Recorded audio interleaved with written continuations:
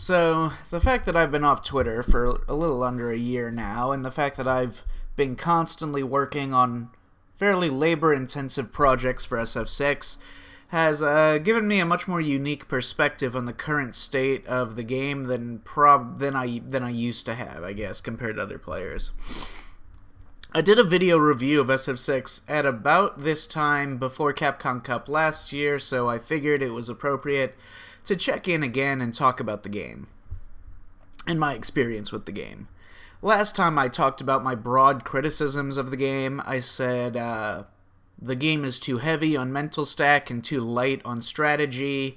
Things that you can strategize around matter very little in comparison to missing a single reaction check, a single jump or drive rush check. The stage length is too short and the combo carry is way too far, so you're constantly stuck in situations where you have little to no strategic control over what happens, and instead you're forced to only play a constant rotating game of reaction checks and guessing from, a more complicated than just three options, but a still ultimately limited arsenal of repeating defensive decisions.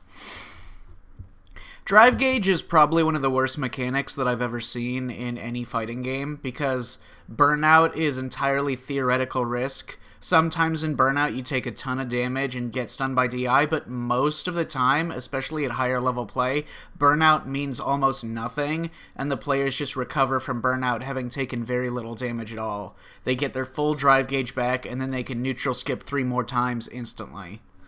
Drive Rush also makes characters incredibly boring because most of them play neutral the same way, just buffering very similar buttons to each other into Drive Rush. And their combos are all the same, just doing button into Drive Rush into 2 normals, maybe 3 normals into a special, with the most combo complexity usually only coming in the form of maybe Ken might confirm that the opponent is crouching to do his Dragon Lash crouch loops. Most of the time, Ken players don't even bother to do that. They just do the same combo every time they get the same hit. Single pokes do too little damage in comparison to all the other shit that you can buffer at any moment that gives you significant damage, but most importantly, like half-screen corner carry. Ryu landing a single stand heavy punch into a neutral drive rush, a common footsies interaction for him, is barely less damage than him getting a full EXDP punish in certain situations, unlike in past games like SF4, Ultra Street Fighter 4, where, like, stupid high damage was possible in that game. You can end rounds in 2 or 3 hits, but only from very specific hits, not random unscaled normals into buffered drive rush like this. In this game, it's very common for rounds to end in only 3 or 4 hits, but you still have these non-cancelable pokes for some reason that just deal, like, this minor chunk of damage. Intentionality doesn't matter that much in this game.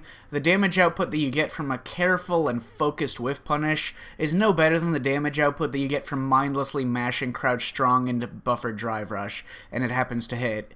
And even if it is blocked, you don't get punished for that. Instead, you're plus, and you get into a mix-up on Drive Rush. And even if you don't open them up on the mix-up, you haven't actually lost anything because you haven't spent anything, because the only thing that you spent to do that is Drive Gauge, and Drive Gauge is only theoretical since you technically have infinite of it, because you can spend the last pixel into any amount that you want, and overspending often has little to no consequence because burnout doesn't always punish you.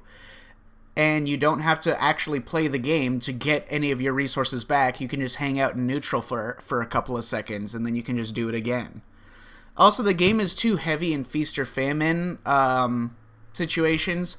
The anti-airs were specifically made slower and worse in this game compared to SF5, so it's easier for people to jump over your head out of the corner, and thus reverse the situation on you. Perfect Berry Back Throw accomplishes the same thing, although they did nerf that from Season 1. Almost every character has a throw loop in the corner, and you still have to worry about DI in the corner all the time, and the fact that the opponent can control the space against you in the corner means that it's easier for them to neutral skip with raw drive rush or low forward drive rush or whatever. And probably most importantly, the damage output in this entire game is just way too fucking high. So, that's an oversimplified view summary of what I said about the game last year. Since then, not a lot of those problems have been fixed. they kind of lowered the damage output that was prevalent in Season 1, but then they just introduced new characters that have even dumber damage outputs, so awesome. I've had some interesting experiences with SF6 since then that have refined or in some cases perhaps even muddied my perception of the game. Having been working for so many hours on these kind of data sheets that I've been doing for each character and spending so little time actually playing against other people relative to my lab work, it's given me much more of a psychological assumption that I have control over things in this game when you play the game you realize that you don't. All of my work yields interesting results. They're not meaningless results. You know, it all yields worthwhile information and understandings of routings and combos and Oki and punishes and whatever to get the most juice out of each situation. All of it yields data about where it makes the most sense to use resources. So it does feel like I'm learning, and it feels like there are things that I can control in the game, right?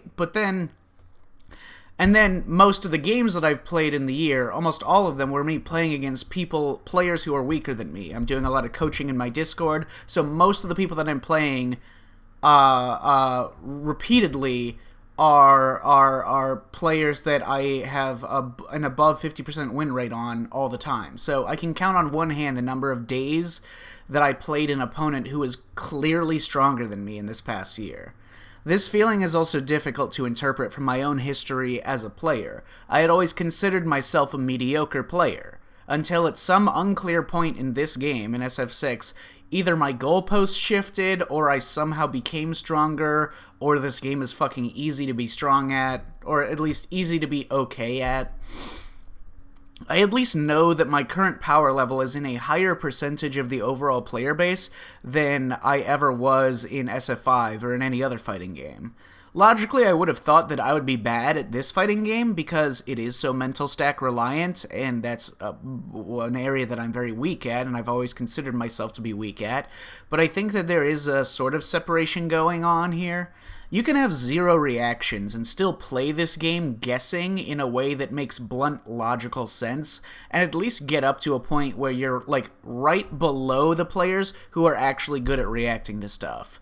You don't have to have reactions to whiff punish, you just have to throw your buttons in a certain way in neutral and autopilot space traps.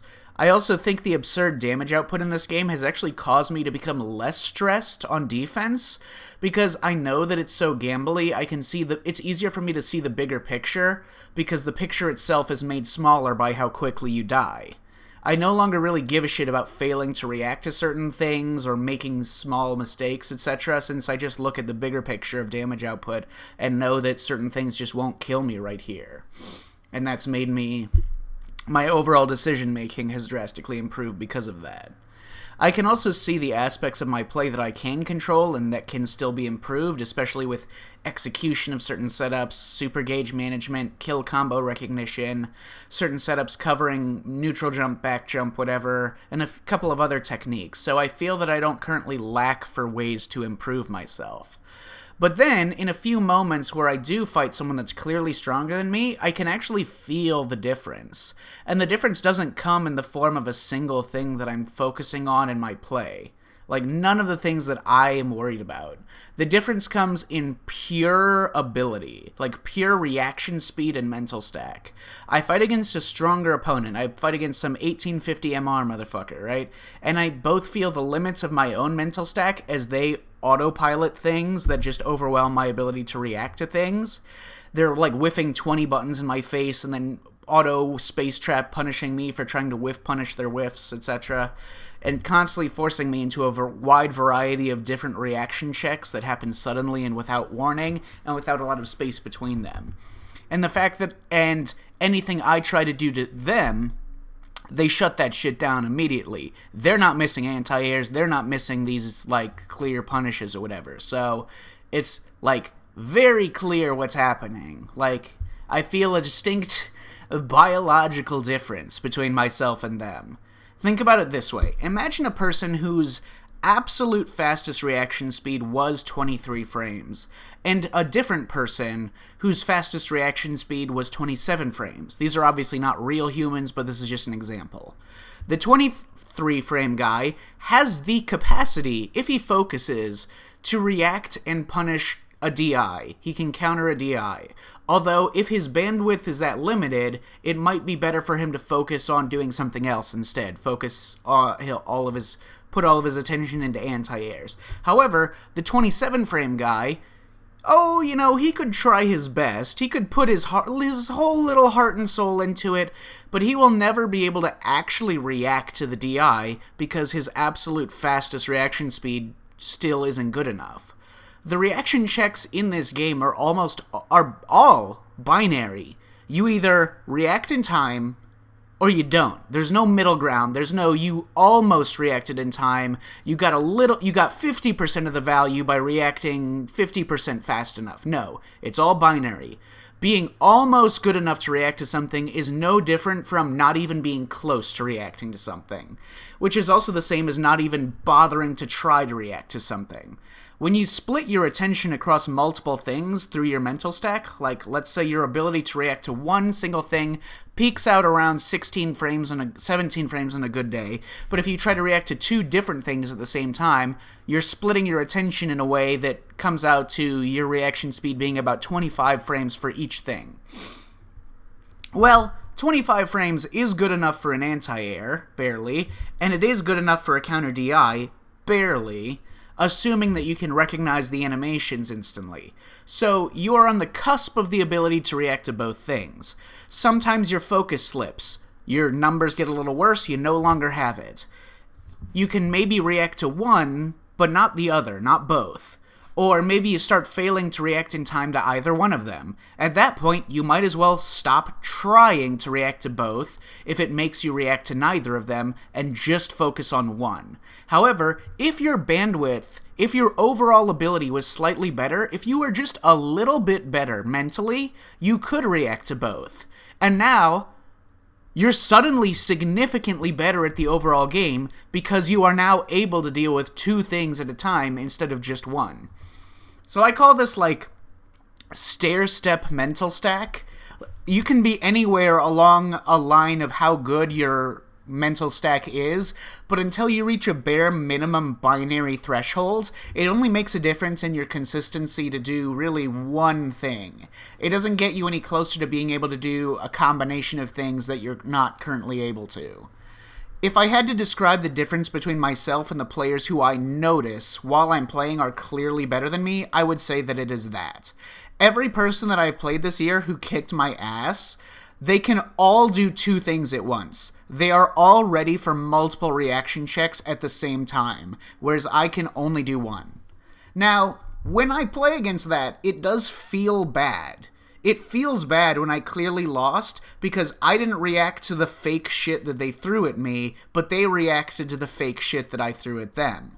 Because all of my work in this game has been about, like, optimizing strategy or layered offensive techniques and measuring and optimizing just like individual moves and decisions or like managing psychology or whatever, and these are things clearly under my control, whereas somehow getting my fucking brain to operate at a fundamentally faster level, that's not something easy to do even if you put a lot of hard work into it. I can't really speak to the highest level of play and whatever they must feel like playing this game because I am clearly not at a level where I could concern myself with the things that they might find oppressive. Perhaps the sheer guessing involved in the game is the number one concern for players at their level. I still think that drive gauge is the worst mechanic imaginable in a fighting game, and the fact that it's an infinite and bullshit resource makes all other problems in the game way worse. Like, imagine the bullshit of drive rush neutral skip, only imagine they only got one mix-up and then they cannot do it again until they played the fucking game and built up a meter like any other fighting game does through interactions, instead of having this theoretically infinite thing that they get quickly through passive regen. I don't think Drive Rush would be anywhere near as fucking stupid if the way that you generate it and spent drive gauge was the same as any normal fighting game, and like any previous Street Fighter. You either take a risk trying to force something to happen to an opponent with low drive gauge and burnout by testing their reaction checks and guessing and risk-reward management, or you play it safe trying not to give them these feast-or-famine interactions that could massively fuck you over. And you let them regen drive gauge or recover burnout, and voila, back to drive rush being a problem again. It is very obvious to me that the way drive gauge works is a much bigger problem compared to the things that you can use drive gauge on that are strong. I frankly still think that it's deeply insane that other people are too stupid to recognize this fact. Plenty of other fighting games have had fucking unfair-ass bullshit before. Why doesn't anyone take a closer look at the thing that is actually different about SF6? That you start rounds with full meter, you passively regenerate meter, and that builds you way more meter than the actual actions that you do. And you can spend any amount even with just a pixel of your drive gauge left, and the only consequence of overspending is a state that you also simply recover from after a couple seconds, and you get full meter again. Maybe that is the fucking problem. Crazy thing to think. I know. Crazy observation. So, like, let's say, would the game be more fun? Not more balanced, not more anything else, but more fun if Drive Rush and Drive Gauge were deleted from the game and it was just the characters with their basic moves? Probably. Yeah. I personally can't empathize with or understand people that look at, like, boring-ass Oki and repeating offensive interactions that just happen over and over in the same way 20 times per match, and they think that that's somehow more interesting or fun gameplay than, like, going back to neutral. I don't get them at all. People say that, like, oh, Drive Rush creates player expression, when in reality that player expression is in the form of every single player on Earth doing the same Drive Rush combos off of every hit they land. How expressive. However, through my work, I've developed more of an appreciation for the complexity of kill combos. Some characters have boring kill combos, but a lot of characters, the only place where their combos become interesting is when you're trying to deal max damage off of a certain hit you've landed to end a round, or maybe when you're deciding if and how to spend your super gauge at or near death. However, the only problem with this complexity and intrigue is that deciding what combo route to go for will also be a strain on your already strained mental stack, since you have to make those complex decisions and identify what can sometimes be complex routing to max damage within 1 or 2 hits of a confirm a lot of the time. And then that begs the question, is it worth sacrificing any of your precious mental stack to do those calculations and certain hits mid-match? I don't know. But this is the lone example of how the drive gauge system can sometimes be interesting or create interesting situations. I've said before that maybe the game would be more fun or more infuriating if everyone played like Noah the Prodigy. I think that everyone kind of plays this game under a lie. Like, we're all avoiding the elephant in the room in order to play the game how we imagine it's supposed to be played. Whereas Noah's play is at least honest to what the game is actually like, how it actually works. And I think that probably comes with some level of acceptance. Like, would the game be fun if we all played like Noah, and would we all finally accept what the game actually is, instead of trying to pretend like it's not?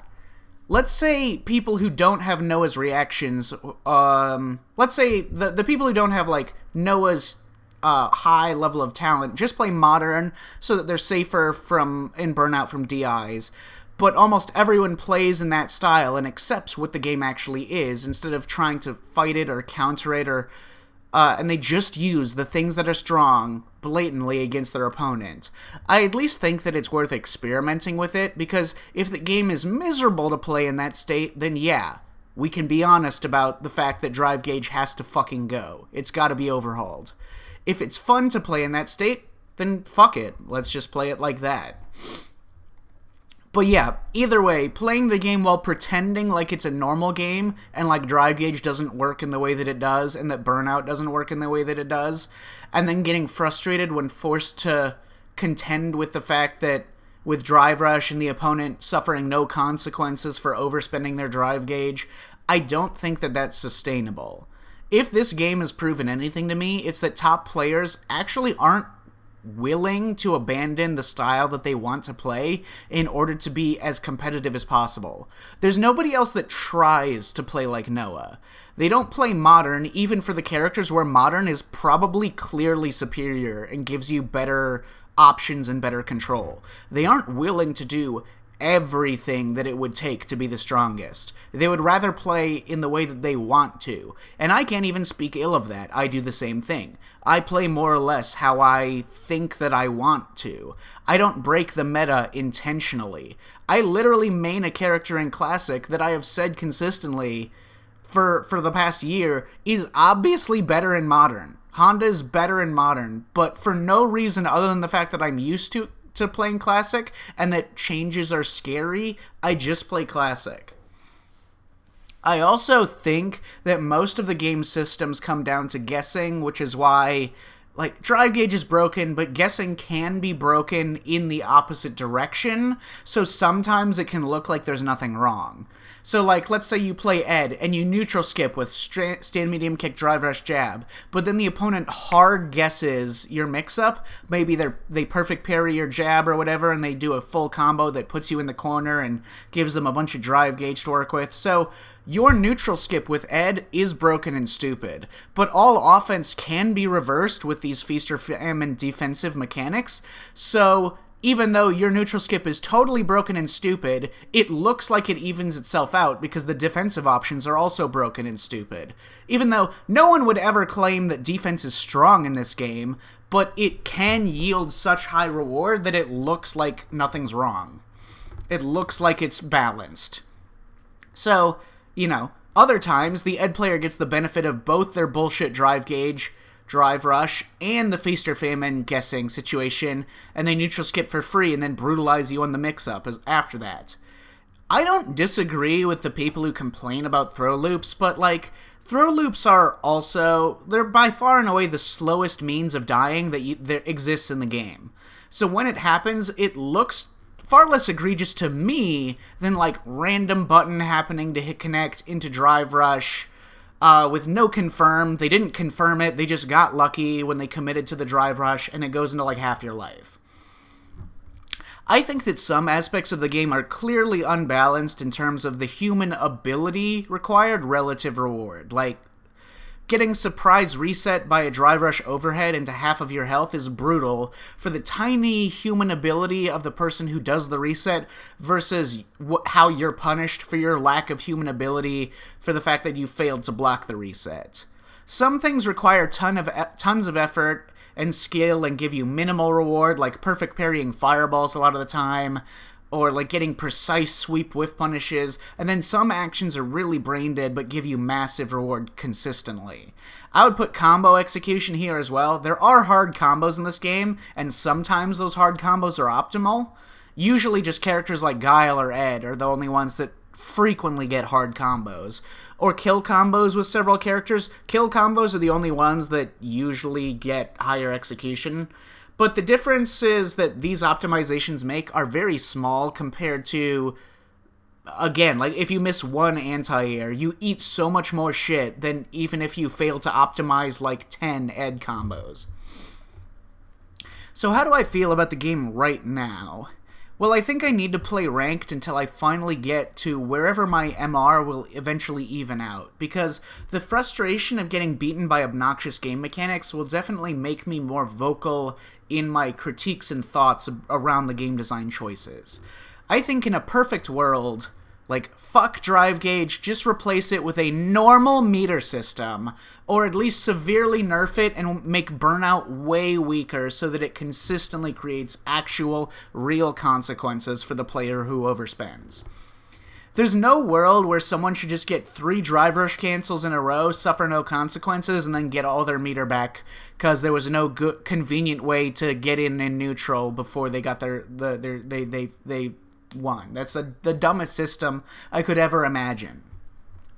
I think in terms of the guessing game, making drive reversal better against drive rush cancels and adding more ukemi options, like a delay wake-up, would go a really long way in making the game less caustic with feast or famine mix-ups. And also, nerfing perfect parry again a bit. I still think that perfect parry into a combo or into a back throw or something should cost you drive gauge rather than gain you drive gauge. You get a full combo, it's scaled damage, but you're still dealing damage. It's not insignificant damage. And you get all the other benefits of the combo, unscaled corner carry and Oki, and only partially scaled super gain. So it shouldn't skew its risk reward so heavily compared to other defensive actions, like an EXDP, which is way less reward on hit and way more risk if you're wrong than a perfect parry still. I think every aspect of the game gets better by just if you nerf drive gauge or remove it. If the players are doing more meterless stuff, aspects that are unique to each character should become more prominent.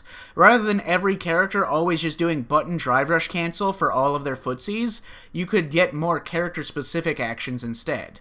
And of course, they feel like they can't nerf drive gauge because if you're low on drive gauge, you risk burnout. So if you nerf the regen...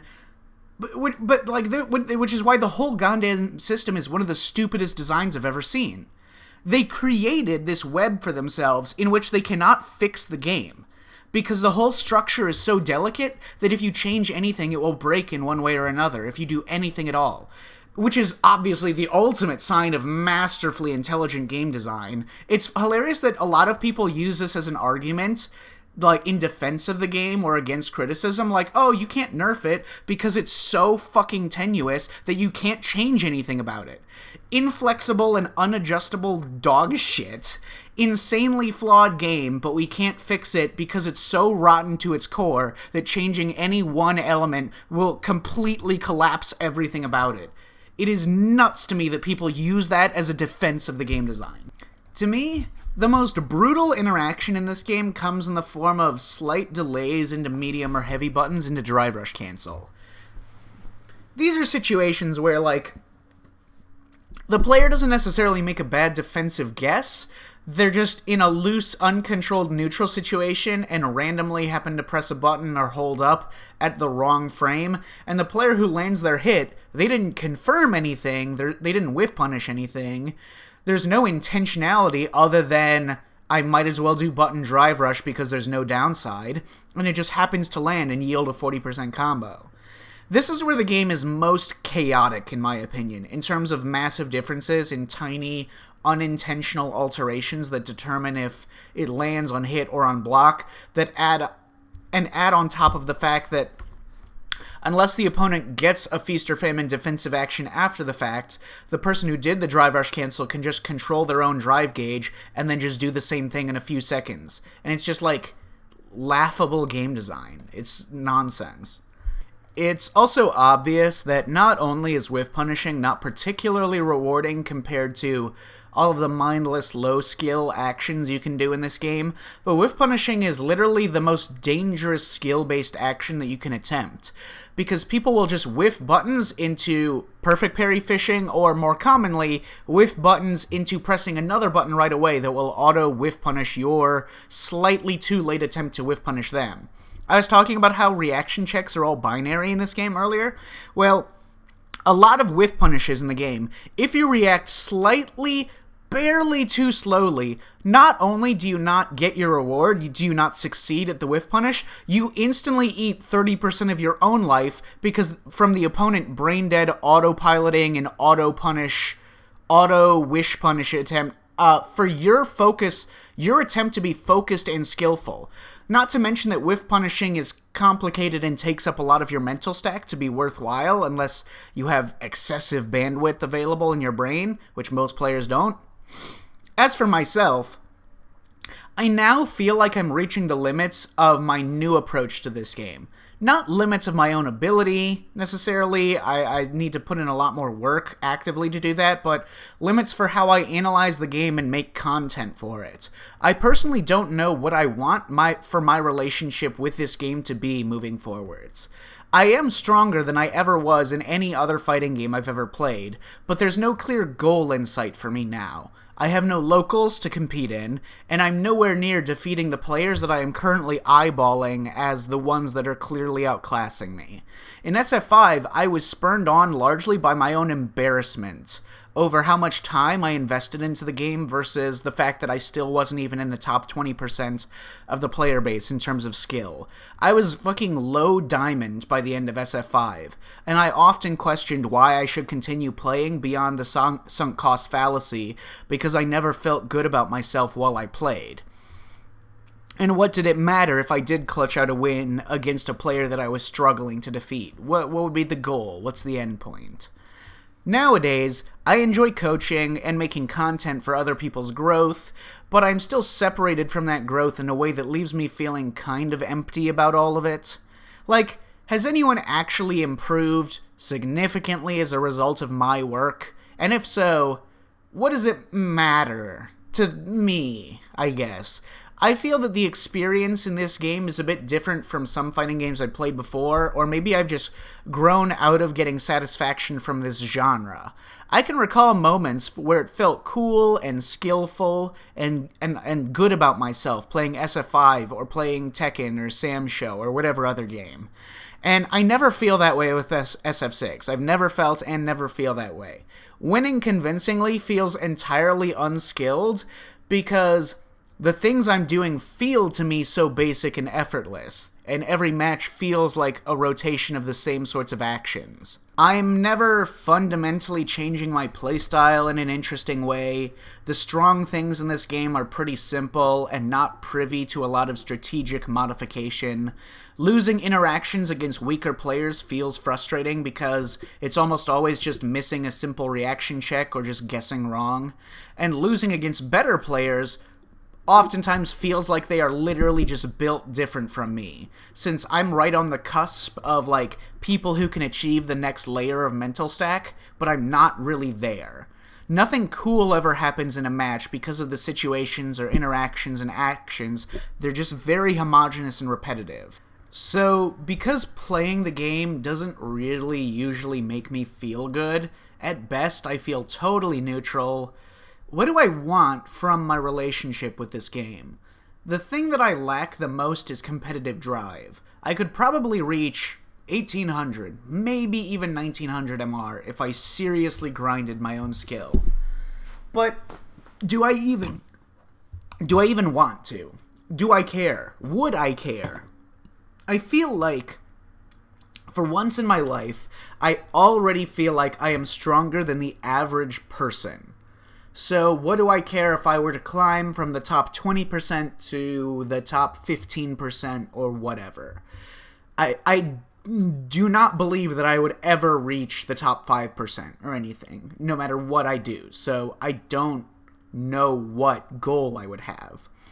I do often feel awkward when making content because even though I'm probably around 1650, 1700 MR right now, until I actually put in the time to mindlessly grind ranked for hours, it's not going to, like, I don't have that rank yet, technically speaking. So at the very least, grinding ranked would form as some sort of immediate proof that I'm not dog shit at the game to give my content and my technical advice and analysis some sort of legitimacy to strangers.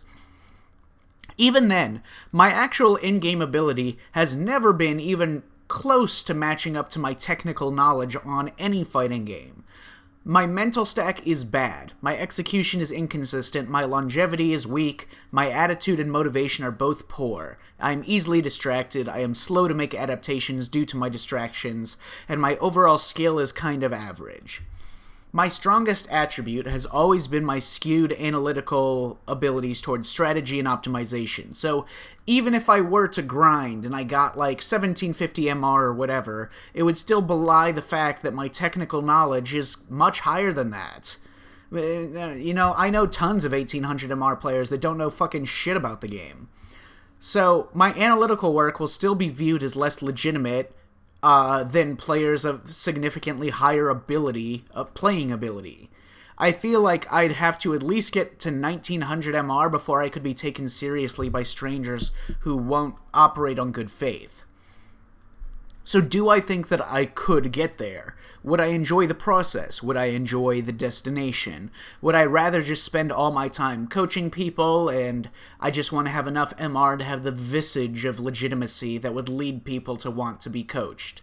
Am I simply a depressed person who just doesn't get much lasting enjoyment from anything? Even with coaching, I help players train and learn, and then I can hear about their improvements secondhand, but I still generally feel an emptiness towards their improvements as much as I do towards my own, without clearly defined goals. Like, when I see a player I'm working with, they rise from a shaky 1500 MR to a stable 1600 MR, do I feel like that's an accomplishment? Like, obviously I can't and I shouldn't take credit for that player's growth, but even if I did, do I care? And more than I would for my own MR. I also have no ability to help a player improve beyond their own motivation to do so, which may or may not be a reflection of my own poor motivation. Say, if I were a better coach, could I inspire players to work harder and invest more time, or engage with the aspects of training that they don't enjoy and don't usually want to do? The thing that really gets to me is that in other fighting games that I've played for a long time, like SF5, Tekken 7, I was always salty and frustrated by things in the game that held me back and my own weaknesses. And the ranked experience has never been fun, mostly because of the way that people play on ranked. But in those games, I always enjoyed long sets with my friends. I would never want to stop playing long sets, okay, in any of those games. I played sets with my friends for 4 hours straight. I would still want nothing more than to keep playing. I would not want to do anything else. That is not how I feel in SF6. Maybe I have personally changed, or maybe it's how my mutuals that I play a lot tend to play, but I enjoyed playing my mutuals in long sets. I enjoy them still more than I do ranked. Sure, ranked is fucking ghoulish, but I still don't think I have very much fun. I'll play a friend for maybe like an hour and a half, 2 hours, and then I kind of just want to do something else by then, because the game just isn't that fun to play. It's repetitive, it often lacks nuance.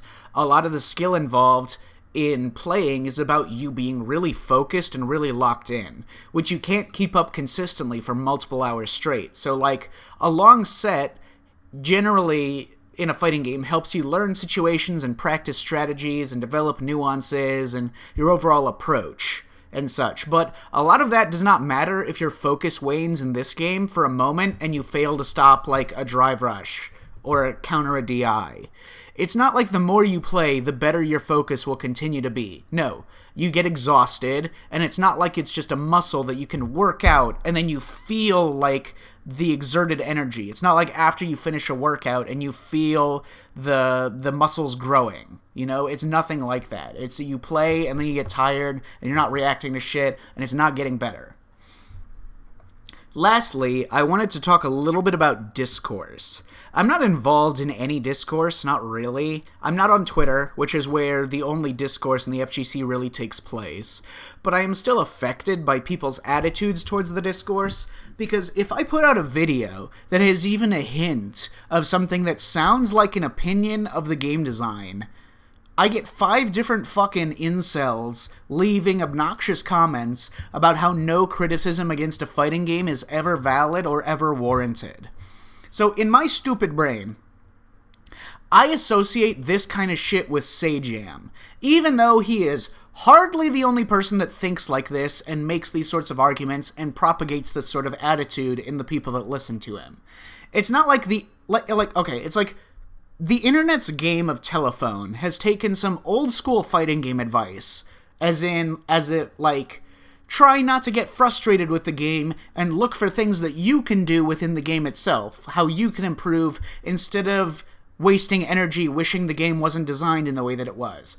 That's good advice for a player to improve their own skill, but through a bunch of bad interpretations of that idea, they've bastardized that advice into a bunch of bizarre worldviews about the entire genre.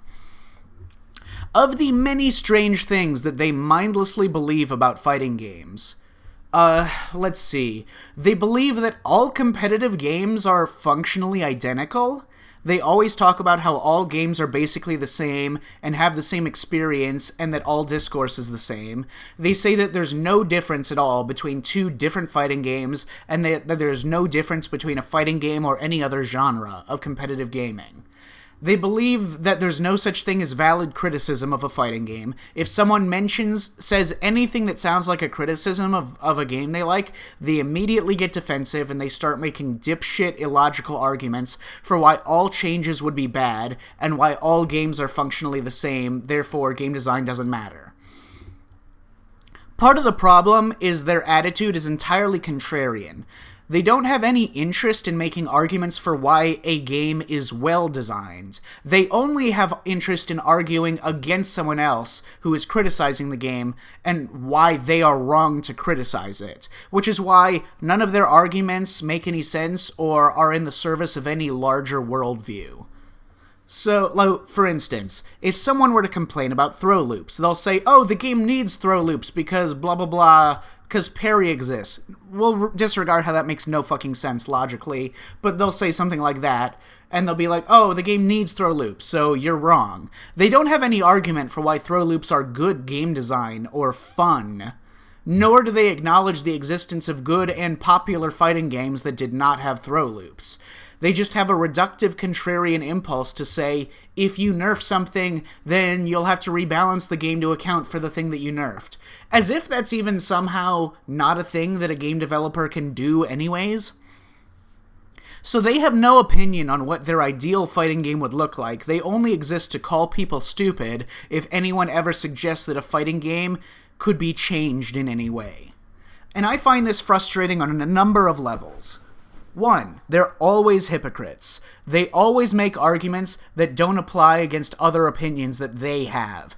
Every single person has fighting games that they don't like, but these people don't understand that game design is a real thing, and that different games with different design elements are different, and those design elements do affect and create different playing experiences.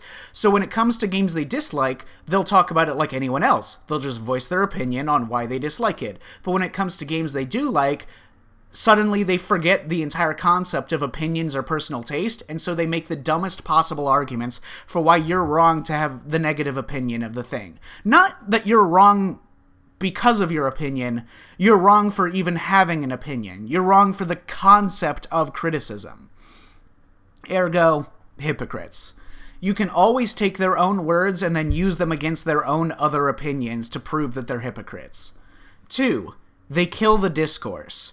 For one, it makes it so any conversation about fighting game design and fighting games gets turned into this very boring binary of everything is interpreted of you either think the game is overall bad or you think the game is perfect and above criticism. Both of these stances are ridiculous. This is ridiculous. All games have good and bad elements and are open to both praise and criticism based on opinions and personal taste. Literal children understand this, but not people who use Twitter. They don't. So it's annoying that no conversation can be about game design or theorizing how the game would be different in different ways with certain changes, or what parts work and what parts don't work in our opinion, when half of the dialogue is consumed by the fucking Twitter goblins coming in and whining about how even voicing criticism must mean that you're a scrub who can't play the game, because there's no such thing as valid criticism. I mean, fuck, I can't even post a tech video if it sounds to them like an opinion. I can't post a video explaining how and why Season 1 Luke's crouching medium punch was really good compared to other characters, because I got, these fuckwits coming in thinking that I'm complaining about the game by saying that Luke's crouching medium punch is too good or whatever I didn't say that, but, they come in and then they start flooding my comments with this dumbass garbage. I certainly can't make a nuanced video about my feelings on the game and talk about things that I like, but also things that I dislike, since anything that I dislike is interpreted in binary terms. And they genuinely think that there is nothing to talk about in fighting games, or really any game. They think that all questions have obvious answers that have already been decided. reductive answers like, all games are the same, so game design difference doesn't really matter. Any game, the experience is always the same. So, because they think that all of the questions have already been answered, they don't believe in discourse. They don't believe in having conversations, having new ideas, or talking about anything. They take any discourse and they transform it into one of maybe 10 things that they mindlessly regurgitate for the rest of their lives. I can't imagine a more boring existence. Not to mention the fact that these are live service games that get updated by the developers based on what people find fun and unfun about it in its current state. These games warrant vocal criticism more than most video games ever, because the criticism can actually be acted upon. If these morons who yell at anyone who voices any criticism or suggest any changes, that they fucking mindlessly guzzle the cum of every fucking game, if they got their way all the time, if their logic was followed, their genius fucking logic, Street Fighter V would have stayed in its launch form forever, by the basis that all change is bad and there's no such thing as changes that could make a game better. 3, these people are just stupid. They just say dumb, illogical shit, and it annoys me when I see dumb, illogical shit. So, this epidemic of people who have nothing better to do than to try to find the next thing to post on scrub quotes, so they just hunt down anything that sounds like a criticism of a fighting game and make pretentious, self-indulgent content about how it's so obvious that nothing matters and game design isn't real, I don't like it. I'm not a fan.